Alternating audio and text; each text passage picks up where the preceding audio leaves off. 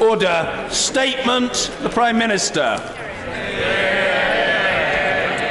With permission, Mr. Speaker, I would like to update the House on the further assurances and clarifications we have received from the European Union on the Northern Ireland Protocol.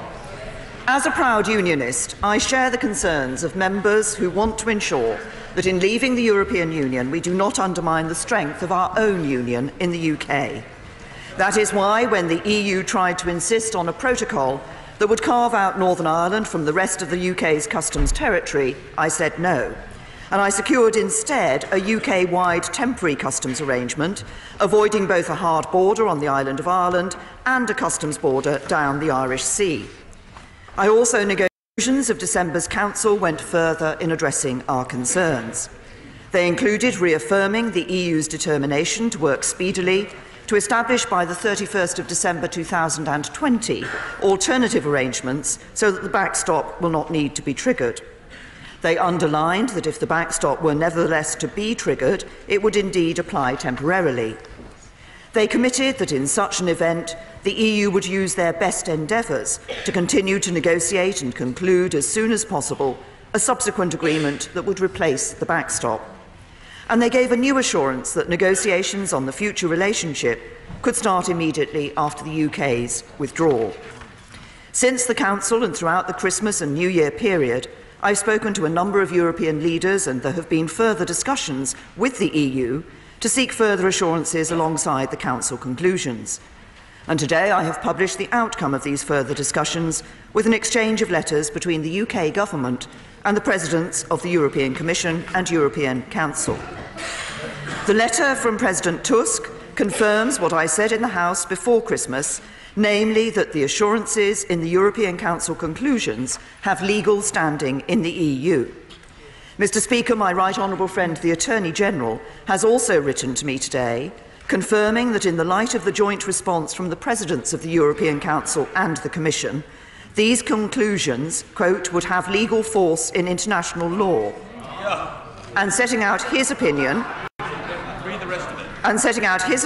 reinforced by today's letter, that the balance of risks favours the conclusion that it is unlikely that the EU will wish to rely on the implementation of the backstop provisions, and further that it is therefore his judgment that the current draft withdrawal agreement now represents the only politically practicable and available means of securing our exit from the European Union. Mr. Speaker, I know that some members would ideally like a unilateral exit mechanism or a hard time limit to the backstop. I've explained this to the EU and tested these points in negotiations, but the EU would not agree to this because they fear that such a provision could allow the UK to leave the backstop at any time without any other arrangements in place and require a hard border to be erected between Northern Ireland and Ireland. I have been very clear with them that this is not something we would ever countenance, that the UK is steadfast in its commitment to the Belfast Agreement and would never allow a return to a hard border. But it is not enough simply to say this. Both sides also need to take steps to avoid a hard border when the UK is outside of the EU. Failing to do so would place businesses on the island of Ireland in an impossible position, having to choose between costly new checks and procedures that would disrupt their supply chains or breaking the law. So we have the backstop as a last resort. But both the Taoiseach and I have said consistently that the best way to avoid a hard border is through the future relationship. That is the sustainable solution, and that neither of us want to use the backstop. So since the Council, we've been looking at commitments that would ensure we get our future relationship or alternative arrangements in place by the end of the implementation period, so that there will be no need to enter the backstop and no need for any fear that there will be a hard border. And that is why, in the first of the further assurances they've provided today, the EU has committed to begin exploratory talks on the detailed legal provisions of the future relationship as soon as this Parliament has approved the deal and the withdrawal agreement has been signed, and they have been explicit that this can happen immediately after this House votes through the agreement. If this House approved the deal tomorrow, It would give us almost 2 years to complete the next phase of the negotiations. And of course, we will have the option to extend the implementation period if further time were needed for either 1 or 2 years.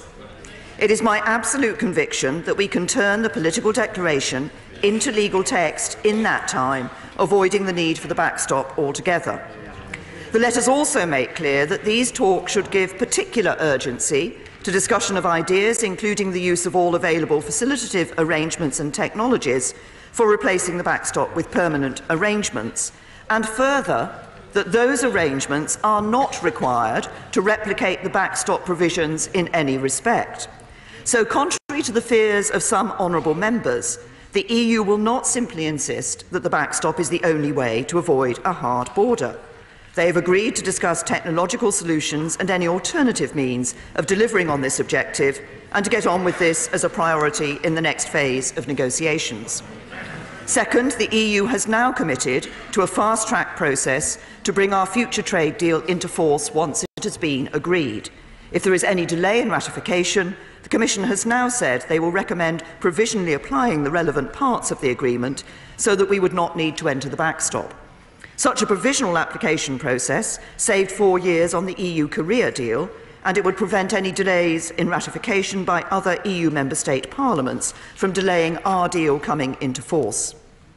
Third, the EU has provided absolute clarity on the explicit linkage between the withdrawal agreement and the political declaration, and made that link clear in the way the documents are presented.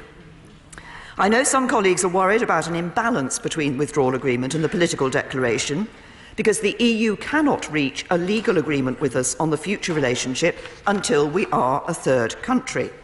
But the link between them means the commitments of one cannot be banked without the commitments of the other, and the EU have been clear they come as a package. Bad faith by either side in negotiating the legal instruments that will deliver the future relationship laid out in the political declaration would be a breach of their legal obligations under the withdrawal agreement. Fourth, the exchange of letters confirms that the UK can unilaterally deliver all of the commitments we made last week to safeguard the interests of the people and businesses of Northern Ireland and their position in our precious union. For it gives clear answers to address some questions that have been raised since the deal was reached.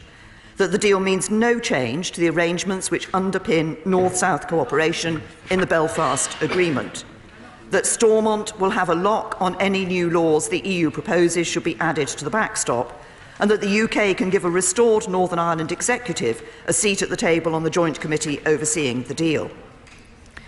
Mr. Speaker, President Juncker says explicitly in his letter that the backstop would represent a suboptimal trading relationship for both sides.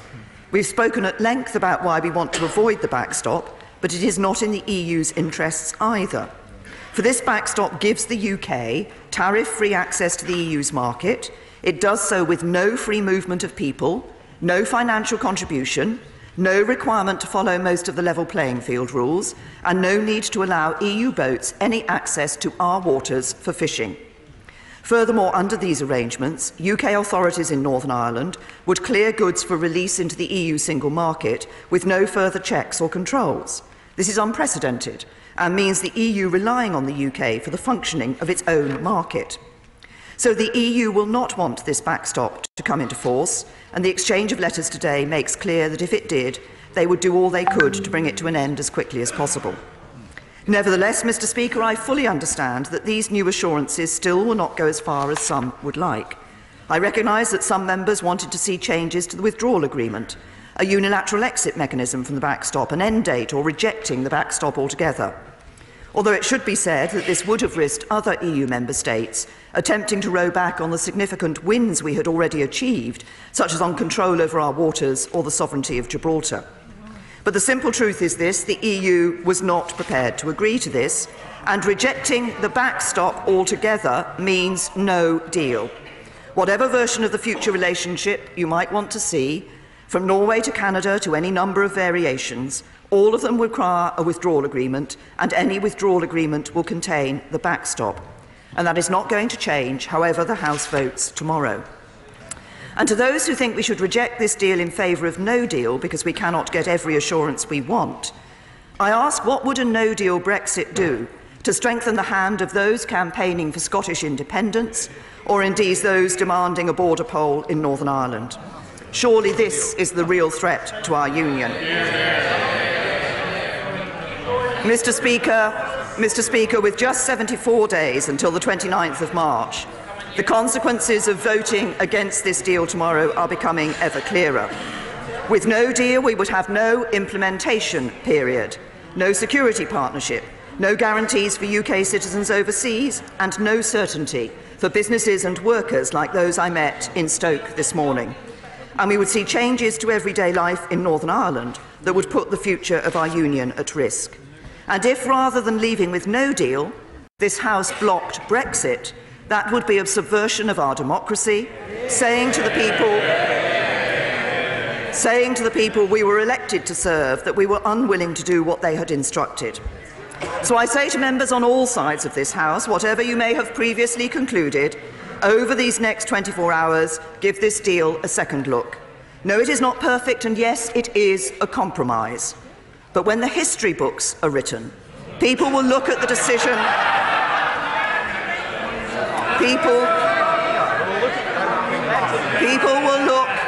People will look at the decision of this House tomorrow and ask, did we deliver on the country's vote to leave the European Union?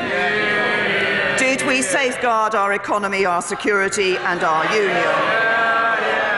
Or did we let the British people down? I say we should deliver for the British people and get on with building a brighter future for our country by backing this deal tomorrow, and I commend this statement to the House.